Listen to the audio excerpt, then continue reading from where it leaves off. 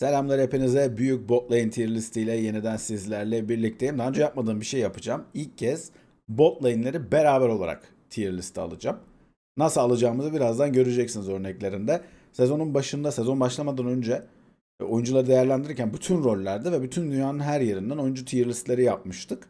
Şu anda MSI dönemindeyiz. Gelecek hafta MSI var ki kanalda da yayınını, coverage'ını yapacağız onların. MSI döneminde de burada olacağız yani. Ama o dönem öncesinde de aslında biraz sizleri de hazırlamak istiyorum. Hani kimler geliyor, ne oluyor, gelemeyenler nasıl oynadılar falan diye. O yüzden takımların bütün oyuncularına tier list olarak bakacağız. Ama ilk kez bot lane'i beraber yapacağız. Peki nasıl yapacağız bu bot lane'i beraber yaparken? Ara puanlar serbest. Yani oyunculara tier 1, tier 1.5 diyorduk yani. Tier 1.25 falan da diyeceğiz. Her türlü ara puan serbest. İki oyuncunun ortalamasına göre sıralayacağız. Yani iki tane oyuncumuz var diyelim. Bir tanesi tier 2, diğeri tier 2.25 mesela. O zaman orası 2.12'ye gidecek. O ikili tier 2.12'ye gidecek. Ortalaması 2.5 ve daha aşağıda olanları alacağız listeye de. Hatırlarsınız sezon başında yaptığımızda da zaten tier 2 olabilecekler diye bir tier'ımız vardı bizim.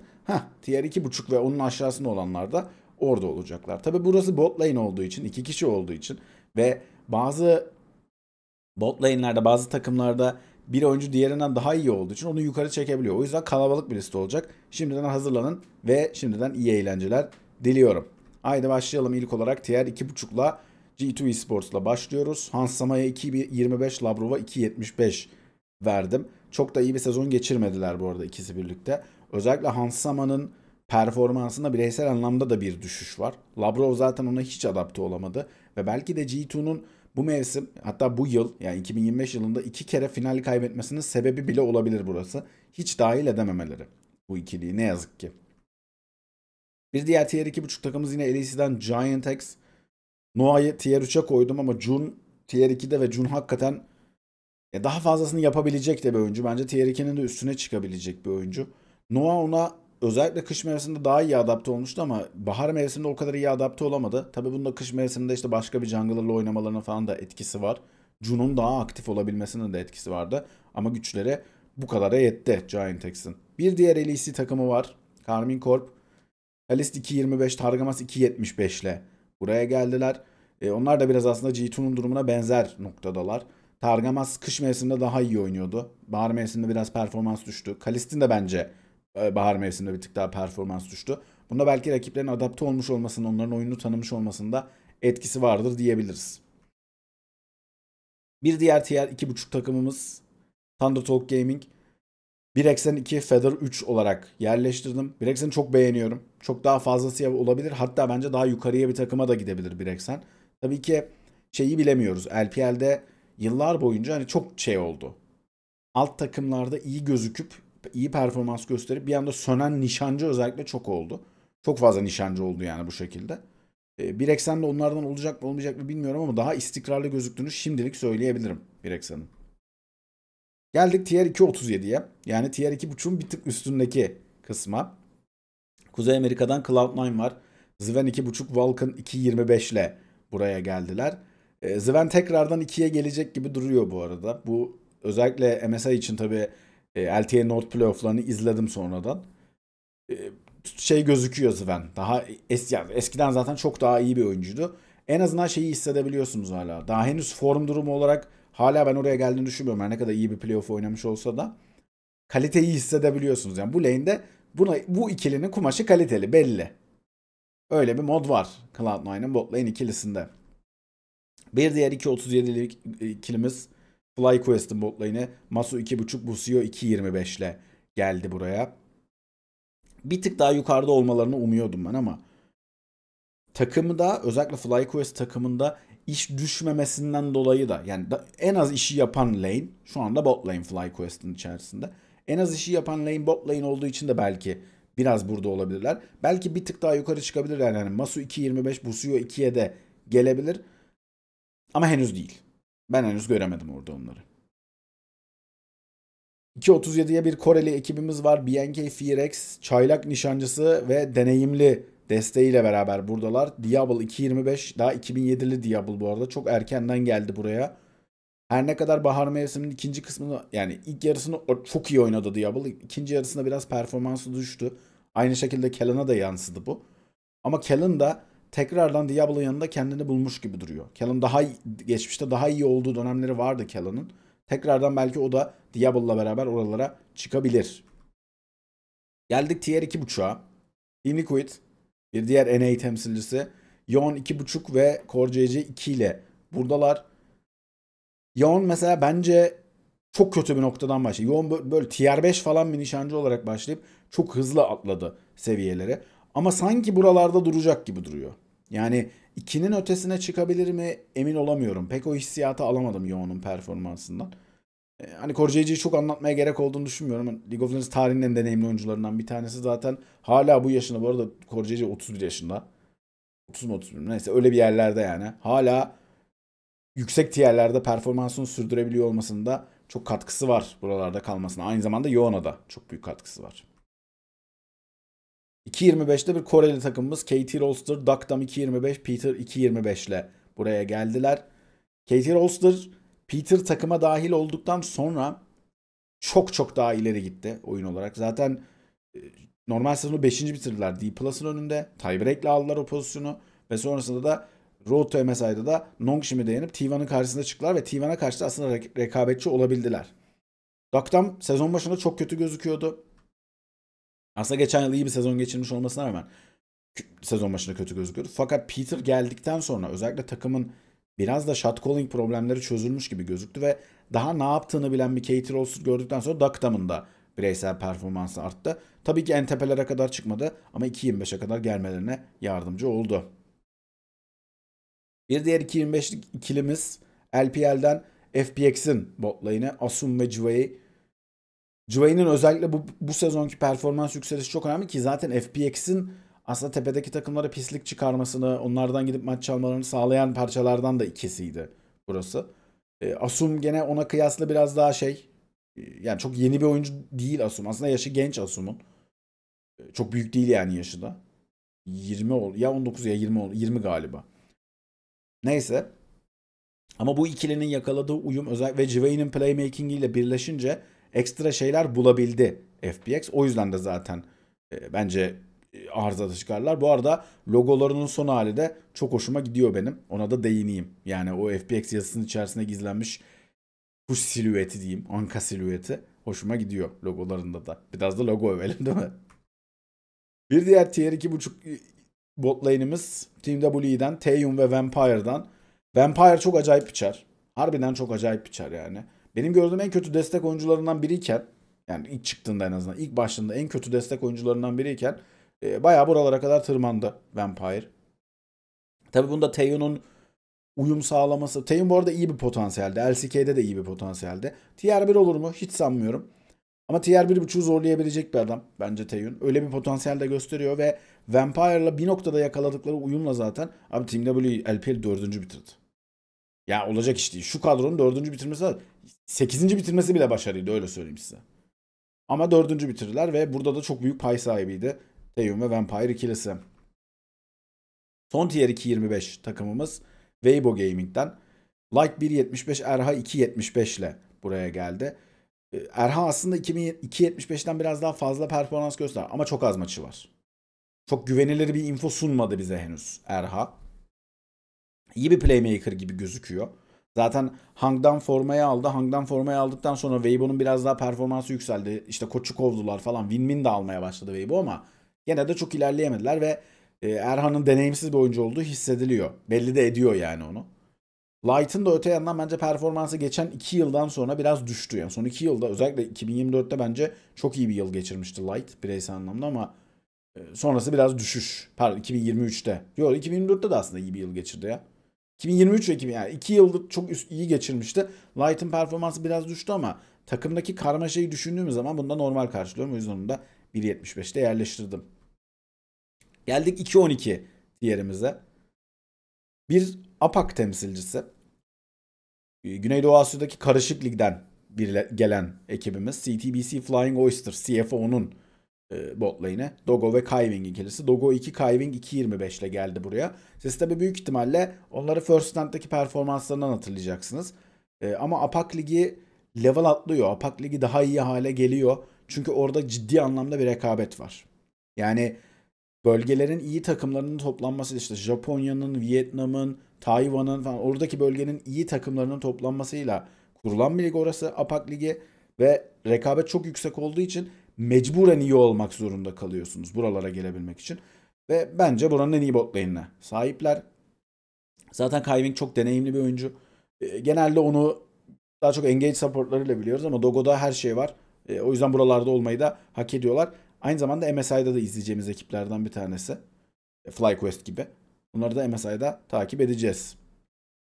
Bir diğer 2.12 takımımız Fnatic 2.12 tier'daki takımımız. Upset 2 Mikyx 2.25 ile geldi onlar da.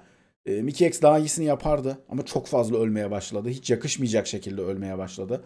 Upset Tier 2'nin üzerine çıkabilecek nadir batılı oyunculardan bir tanesi. Henüz çıktı mı emin değilim. Çok iyi bir sezon geçirdi. Olağanüstü bir sezon geçirdi. Ama Fnatic'in oyun planı içerisinde hala en önemli öncelik burada değil. O da ilginç bir durum. Onu da anlamıyorum. Geldik Tier 2'ye. Nongshim Red Force. İki oyuncusu arasında en büyük fark olan takım. Nongshim Red Force.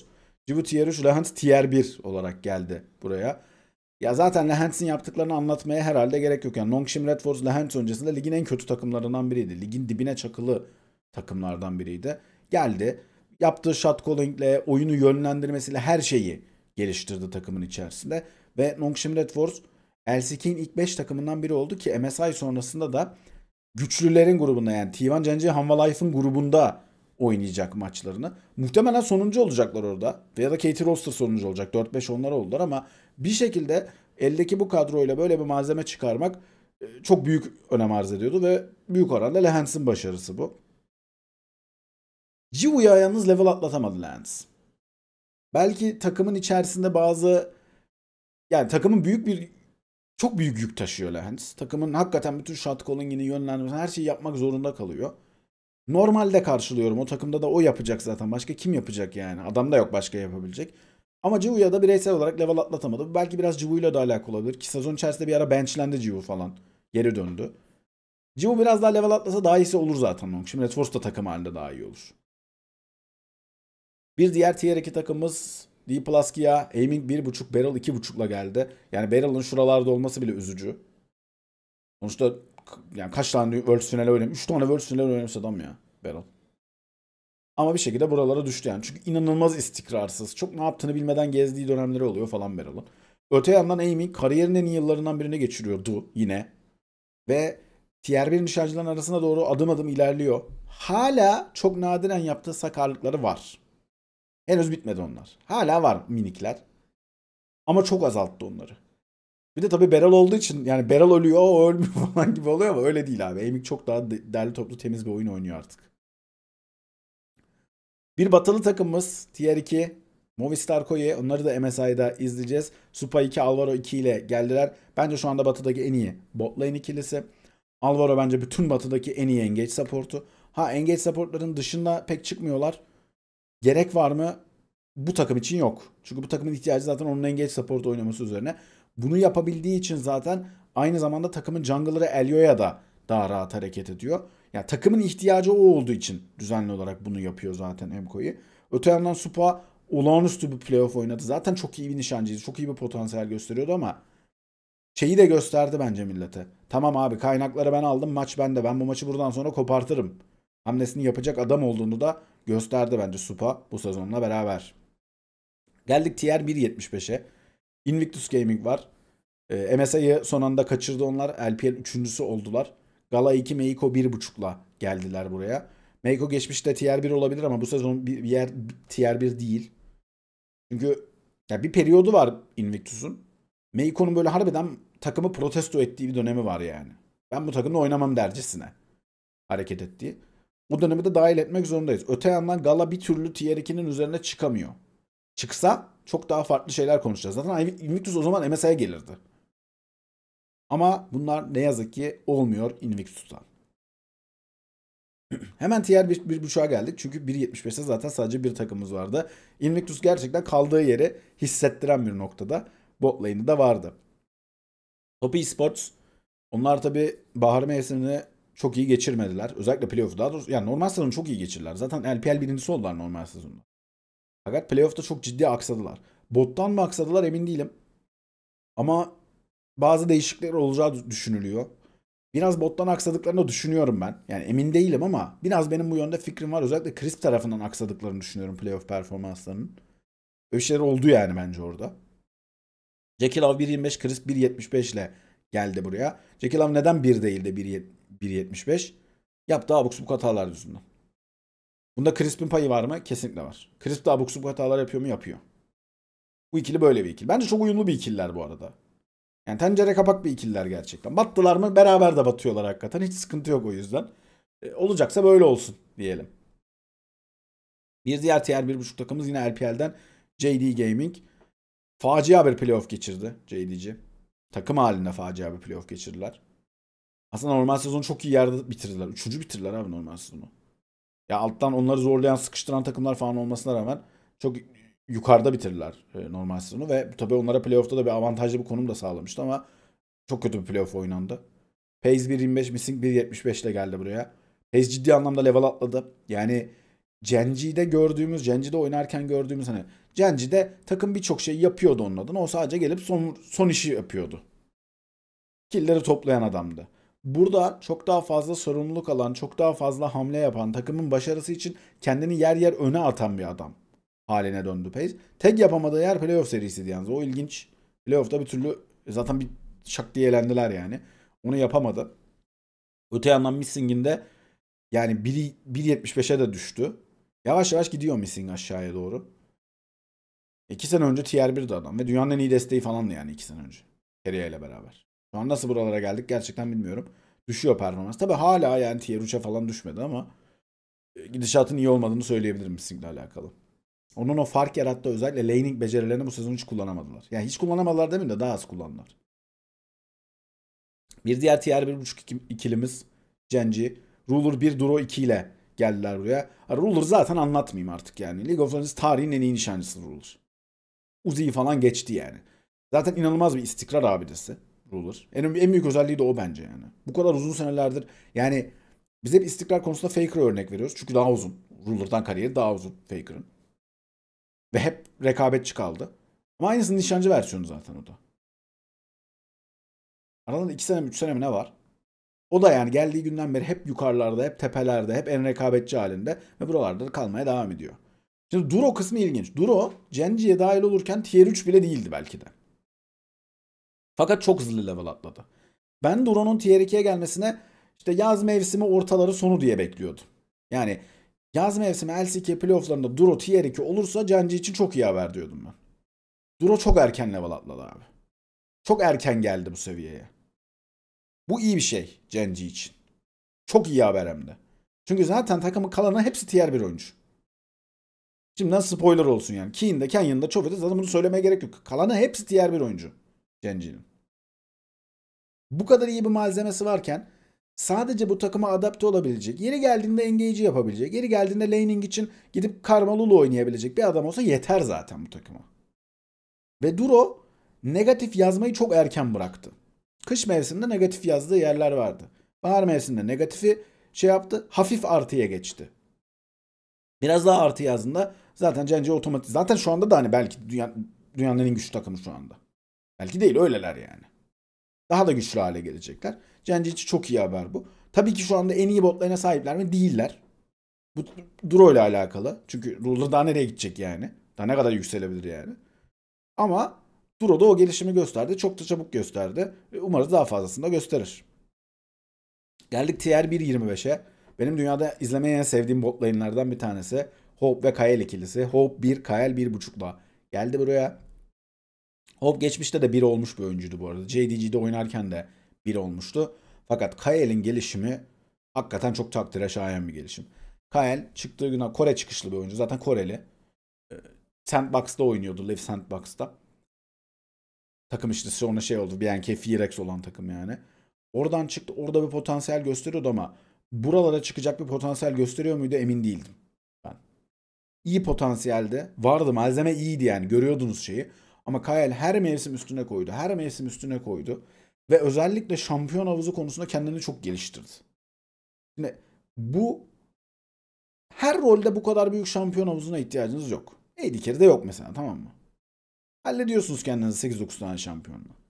Fakat destekte büyük şampiyon havuzunun artılarını biz Carry'de gördük. Çok acayip laning'de abuk subuk şeyler üretti. Kimsenin cevap veremediği. Sonra Fearless Draft bence biraz nerf oldu tabii Carrier için. Çünkü adam mesela öyle bir Kalista oynuyordu herif support'ta. Öyle bir baskı kuruyordu ki perma banlamak zorunda kalıyordu. Şimdi bir tane alabilir mesela. Öyle bir nerf yedi yani. Ama Kael'in de özellikle Enchanter'larla da çok iyi performans gösterebilmiş olması bence çok önünü açtı Animals Legend'ın. Hope zaten çok iyi bir nişancıydı. Ortam da uygun oldu. Ona olanak sağlandı. Yanına da iyi bir destek buldu. Takır takır oynadı Animals Legends. Zaten tesadüfen de LPL şampiyonu olmadılar. Göstere göstere geldiler. MSI'de de oynayacaklar. MSI'de de uluslararası turnuvada da onları izleyeceğiz. Bakalım uluslararası arenada da aynı performansı gösterebilecek mi bu ikili? Ama ben umutluyum bu ikiliden. Onu da söyleyeyim. Panda yapmadım Hope'un nickinden dolayı. Bir diğer 1.25 ikilimiz Bilibili Gaming'den. Onlar da gelecekler mesela. LPL ikincisi oldular onlar da. Elk 1 11.5'la geliyor. Yani Elk'i çok fazla anlatmama gerek yok. Damage vurma konusunda dünyanın bir numarası olabilir nişancılarda. Hakikaten yani vurdu mu vuruyor herif yani. Maçı da alacağım şeyi var. Laning'i falan da iyi. Her şey var. Çok güzel. Ama şimdi size BLG ile alakalı, BLG'nin geçirdiği sezonla alakalı bir cümle kuracağım. 10 belki de takımın en istikrarlı oyuncusuydu bahar mevsiminde. Şimdi bu cümle 10 için hayatımızda ilk kez kurduğumuz bir cümle. Çünkü onun zaten tier 1.5'ta kalmasının şeyi istikrarsız olması. Adam istikrarsız bir oyuncu yani. Böyle bir oyuncu. Çok yetenekli. Özellikle pozisyon görme konusunda da çok algıları da açık bir adam. Ama çok fazla abuk subuk ölen, ne yaptığını bazen bilmeyen, kaybolan falan hareketleri olan bir adam.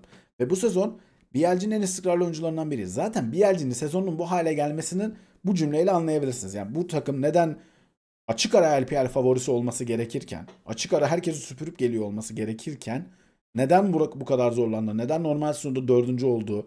Playoff'ta 2. oldular gene bir şekilde ama bu kadar zorlandığını, sezon içerisinde oyuncu değişikliğini falan anlatan bir cümledir bence. Onun sezonun en istikrarlı oyuncularından biri olması BLG'de. Ama sonuçta bir şekilde toparladılar ve MSI'da geliyorlar. Tier 1 bot lane'lerimize geldik. Life Esports, Viper 1, Delight 1 bu ikili bir kere şöyle söyleyeyim. Delight dünyanın en iyi engage support. Engage support konusunda dünyanın açık ara en iyi oyuncusu. Fakat burada bir problem var abi. Bu Viper'a hiç yaramıyor biliyor musunuz? Delight'ın çok iyi bir engage support olması. Çünkü şimdi bu Viper bundan daha iyisini yapabilir mi? Ya tabii tier 1'den daha nereye gideceksin yani de. Yapabilir mi? Yapabilir. Bu adamlar her lane'i yenmeye de oynayabilirler. Fakat Hanwha Life'ın takımda engage'leri yönetecek, maçı yönetecek bir adama ihtiyacı var. Peanut normalde o adamdı. Fakat Peanut çok kötü bir yıl geçiriyor. Yani hem kış mevsiminde problem yaşadı hem bahar mevsiminde problem yaşadı Peanut. Ve bu yüzden Delight mecburen böyle oynamaya devam etmek zorunda. Engage support oynamaya devam etmek zorunda. Delight bu arada yanlış anlaşılmasın. Enchanter oynayamıyor, beceremiyor falan bir adam değil yani. Takır takır da oynuyor adam. Ama takımda bu lazım. O yüzden mecburen Delight engage support oynamaya devam edecek. Bu da otomatik olarak rakiplerin onlara karşı draft yapmasını ve laning'de üstünlük sağlamasının önünü açıyor. O yüzden zaten Viper daha fazlasını gösteremiyor. Viper'dan daha fazlası tabii ne olacak dediğim gibi yani. Tier 1'den daha yukarı mı gideceksin? Ama daha fazlası da olur. Bu adam tesadüfen dünya şampiyonu olmadı. Kimle dünya şampiyonu oldu Viper? Meiko'yla. Nasıl oldular orada dünya şampiyonu? Meiko'nun engage becerileri Delight kadar değil. Enchanter becerileri daha yüksek. Öyle bir laning oynayarak bunu çok iyi kullanarak yaptılar orada da. Ha biraz olaylar tabii ki denk geldi. İşte millet birbirine elendi. 3-2 3-2 falan bir şekilde yendiler. Bunların hepsi doğru. Sonuçta oldu. Viper da uzun süredir buralarda olan bir oyuncu zaten. Bu ikili aslında birbirlerine en uyumlu ikili değiller ama takımla alakalı. Birbirleriyle alakalı değil. Öte yandan birbirleriyle aşırı uyumlu bir ikiliye geldik. Gumayushi ve Keria. Şimdi bizim kanalın düzenli takipçileri benim Guma'yı ne kadar beğendiğimi bilir. Ben büyük Gumacıyım. Ki sezon içerisinde çok da soruldu biliyorsunuz bu Smash Gumayushi değişikliklerinden dolayı. Ben hep şunu söyledim orada. Abi takıma Doran geldi. Eğer Doran'ı zayıf taraf olarak kullanacaksanız ve Smash'e bu kadar kaynak ayıracaksanız bir Gumayushi'ye de kaynakları ayırın bir görün yapamadığını. Bir yapabiliyor mu adam? Yapamıyorsa eyvallah devam edin Smash'le. Ama yapabiliyorsa Guma'dan vazgeçmeyin demiştim ben. T1 bunu abi MSI yolculuğunu hatırladı. Bütün mevsim oynandı. 9 hafta lig oynandı. Tamam mı? 18 tane seri oynadılar. Bunu anlayamadı T1 bu kadar uzun süre. Jeton orada düştü abi. Road'da MSI geldi. Ulan bizim elimizde tier 1 bot lane var. Acayip yaratıcı da bir supportumuz var. Her şeyi oynayabiliyor falan.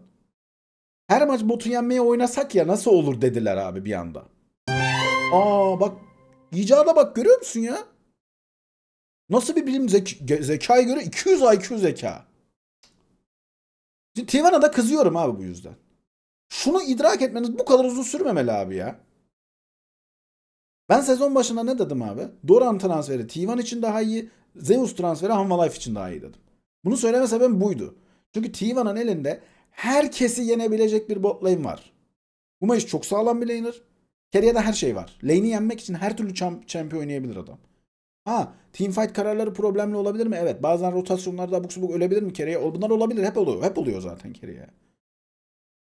Kaç defa gördük biz işte. Braum'la saçma sapan rotasyonlar yaparken öldüğünü, Leona ile herkesten ayrı engage'ler yaptığını falan görmedik mi? Gördük. Ama zaten Carry'nin avantajı bu değil ki. Carry'e sahip olmanın şeyi de bu değil. T1'ın bütün sezon bunu çözememesine kızıyorum abi. Çünkü elinde böyle bir bot lane var. Çarçur ediyorsun. Bir sen ver abi Gumayush'ya kaynakları. Bakın Road to MSI'de gördük. Doran'a asla kimse yardıma gitmedi. Owner yanına bile yaklaşmadı Doran. Ha Doran kendi kendine ekstra işler yaptı. Orası ayrı. Yapar zaten. Yapsın diye alıyorsun. Var onun öyle özellikleri var adamın. Buraya ayırdılar kaynakları. Ve T1 sonunda hatırladı. Elinde tier 1 bir bot lane olduğunu hatırladı T1. Ve hatırlamasıyla beraber de zaten aslında öyle de MSI yolculuğunda en azından ikinci bileti alabildiler. Ve Kore'nin ikinci takım olarak da MSI'ye geliyorlar diyelim. Ve bot lane tier listimizin sonuna gelelim. İlk kez bot lane'leri beraber değerlendirdim. Daha önce hiç böyle yapmamıştım. Hep çünkü oyuncuları kendi kendine değerlendiriyordum. Bir kez de beraber değerlendireyim dedim. Farklı oldu tabii ki liste ve daha büyük oldu. Bu takımların bir kısmını tabii MSI'de izleyeceğiz. MSI'de de şimdiden iyi seyirler diliyorum. Orada da bakalım hangileri iyi performans gösterecek. Teşekkür ederim geldiğiniz için ve izlediğiniz için. Sonraki videomuzda görüşmek dileğiyle. Kendinize çok iyi bakın. Hoşçakalın.